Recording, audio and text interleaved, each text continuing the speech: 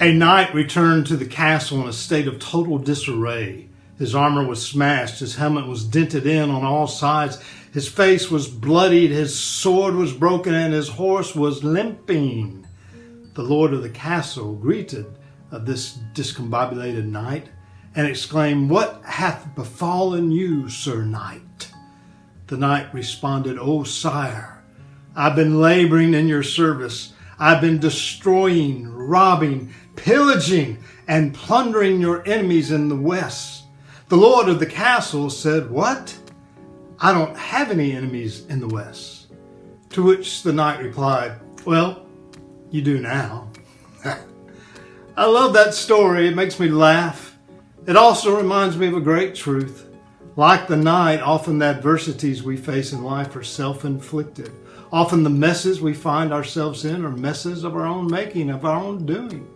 The good news is we can avoid a lot of these messes if we learn to create win-win situations rather than win-lose situations. So many of our adversities stem from situations we create in which one person wins, usually us, and everyone else loses. The truth is, our crusades will be much healthier if we devise strategies where we can find friends, make friends, and find ways for all involved to work together and live together in peace. Having a better strategy results in living in a happier kingdom. I think Paul knew this. I see him promoting it in his first letter to the Christians in the city of Corinth.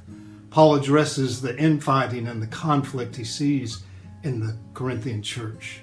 And at the end of chapter 12, Paul attempts to show them a way that will redeem and transform all of their divisiveness, fighting, and conflict into something positive and life-giving. Verse 31, Paul says, "Let me show you a more excellent way." Of course, as we keep reading chapter 13, we discover that more excellent way is the way of love. The way of love does not insist on its own way, its own triumph. The way of love does not insist on winners and losers. The way of love does not pit one against the other. No, the way of love rejoices in the truth. It bears all things, believes all things, hopes all things, endures all things. It is an excellent way, the way of love. It's one of the keys to living well. Love. What the world needs now is love, sweet love. That's the only thing that there's just too little of. What the world needs now is love, sweet love.